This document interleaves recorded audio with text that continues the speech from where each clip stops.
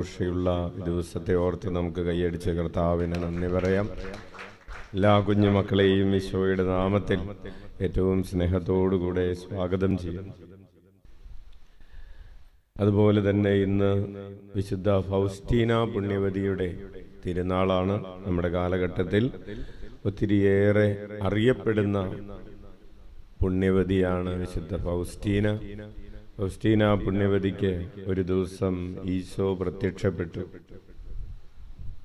എന്താണ്? ഫൗസ്റ്റീന പുണ്യവതിക്ക് ഈശോ പ്രത്യക്ഷപ്പെട്ടിട്ട് ചോദിച്ചു, നിനക്ക് വേണ്ടി ഞാൻ എന്തനുഗ്രഹമാണ് തരേണ്ടത് എന്ന് ചോദിച്ചു. ഇന്ന് രാത്രി ആയിക്കോട്ടെ, ഉച്ചക്കായിക്കോട്ടെ, പകലായിക്കോട്ടെ, എപ്പോഴെങ്കിലും ആയിക്കോട്ടെ, ഈശോ പ്രത്യക്ഷപ്പെട്ടിട്ട് നിനക്ക് എന്തനുഗ്രഹം വേണം എന്ന് ചോദിച്ചാൽ മോനെ എന്തു പറയും? നമുക്ക് പല കാര്യങ്ങളും പറയാനുണ്ട്. ഒന്ന് പ്രത്യക്ഷപ്പെട്ട് കിട്ടട്ടെ എന്ന് വിചാരിച്ച് നമ്മൾ വെയിറ്റ് ചെയ്യുകയാണ്. ഹല്ലേലൂയ. അപ്പോൾ ഫൗസ്റ്റീന പുണ്യവതിക്ക് ഈശോ പ്രത്യക്ഷപ്പെട്ട് കഴിഞ്ഞപ്പോൾ ഈശോ കുറച്ചൊരു ഇങ്ങനെയും കൂടി പറഞ്ഞു, എന്തു വേണമെങ്കിലും ചോദിച്ചോളാൻ പറഞ്ഞു.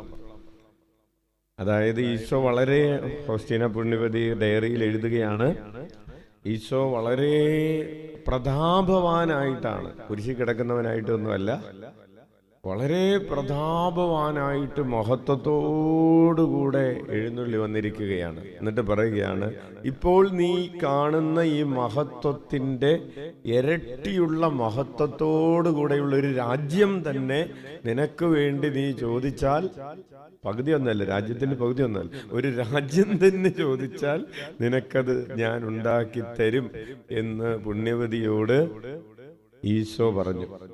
അപ്പോ ഫൗസ്റ്റീന പുണ്യവതി ഇങ്ങനെ ആലോചിച്ചു, എന്ത് ചോദിക്കും. എന്നിട്ട് അവള് പറഞ്ഞു, ഞാൻ ചോദിക്കട്ടെ, ചോദിക്കൂ. അവള് ചോദിച്ചു, ഈശോയെ എന്തായിരിക്കും ചോദിച്ചത്? സസ്പെൻസ്. ഈശോയെ, നീ എന്നെ സ്നേഹിക്കുന്നത് പോലെ നിന്നെ സ്നേഹിക്കാൻ എനിക്കൊരു വരം തരണമേ.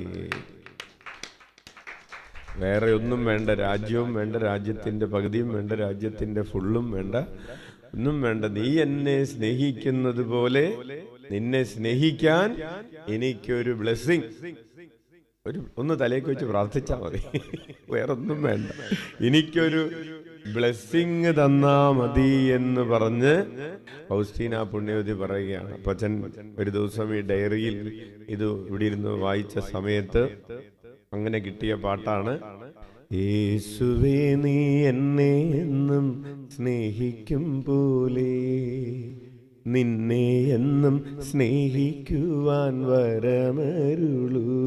പടം. യേശുവേ നീ എന്നെ എന്നും സ്നേഹിക്കും പോലെ നിന്നെ എന്നും സ്നേഹിക്കുവാൻ വരമരുളൂ. Praise the Lord. അപ്പോൾ നമ്മൾ ചിന്തിക്കുകയാണ്, ഈശോ നമ്മളെ എങ്ങനെയാണ് സ്നേഹിക്കുന്നത്? ഈശോ തന്റെ ഹൃത്തടം നമുക്ക് വേണ്ടി തുറന്നു തന്നു. അപ്പോൾ ഈശോയെ തിരിച്ച് സ്നേഹിക്കുമ്പോൾ നമ്മൾ ഹൃത്തടം അടച്ചു വെക്കണോ തുറന്നു വെക്കണോ? ഈശോയ്ക്ക് വേണ്ടി ഹൃദയം പിളർക്കപ്പെടാൻ ഒരു വരം തരണമേ. അതാണ് പ്രാർത്ഥന. എന്താണ് നമുക്ക് വേണ്ടത്? എന്ന് കരം ഉയർത്തി വീശിക്കൊണ്ട് പറഞ്ഞ, ഈശോയെ നീ എനിക്ക് വേണ്ടി നിന്റെ ഹൃദയം തുറന്നതുപോലെ നിനക്ക് വേണ്ടി എന്റെ ഹൃദയം തുറക്കാൻ കൃപ നൽകണമേ.